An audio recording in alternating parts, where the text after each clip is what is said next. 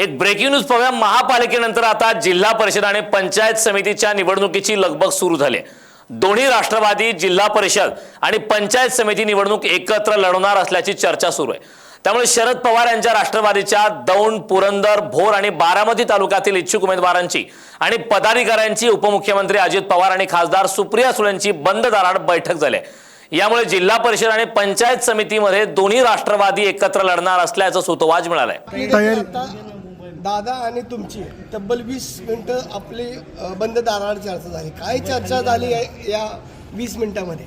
दार बंद होतं याचा करता काय, मग त्याची चर्चा बाहेर येते का? मग दारा मग कॅमेराच्या समोर पॉझिटिव्ह चर्चा झाली।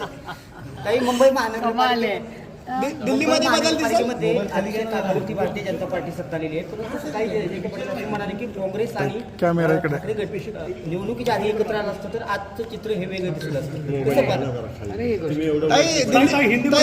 दिल्लीमध्ये काय बदल दिसेल का आगामी काही दिवसामध्ये? आमची अपेक्षा आहे दिल्लीत मधलं प्रदूषण कमी व्हावं। आम्ही आता जाणार बजेट तुम्ही केंद्रीय मंत्री होणार अशी चर्चा आहे सगळीकडे। चर्चा चालूच असते। आता आधी लग्न कोंडाण्याचं, आधी जिल्हा परिषदचं बोलूया आता, पण नंतर कोंढाण्याचं झाल्यावर मग आता व्हायलाच पाहिजे ना। आधी पहिला आपल्याला जिल्हा परिषद एकत्र मिळून कार्यकर्त्यांना न्याय द्यायचा आहे।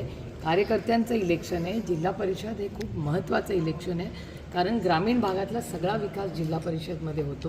पुण्याची जिल्हा परिषद ही फक्त राज्यात नाही देशात अतिशय उत्तम काम करणारी एक जिल्हा परिषद आहे आणि त्याच्यावर जबाबदार लोकांनीच निवडून यावं आणि ज्यांना खूप चांगला अनुभव राहिलेला आहे अशा लोकांनी निवडून जाऊन ह्या जिल्ह्याची आन बान आणि शान जपावी आणि एक चांगला जिल्हा जो खूप प्रोग्रेसिव्ह आहे त्याची जी इतके वर्ष चांगलं काम झालं त्याच्यात सातत्य ठेवून जिल्हा पुढे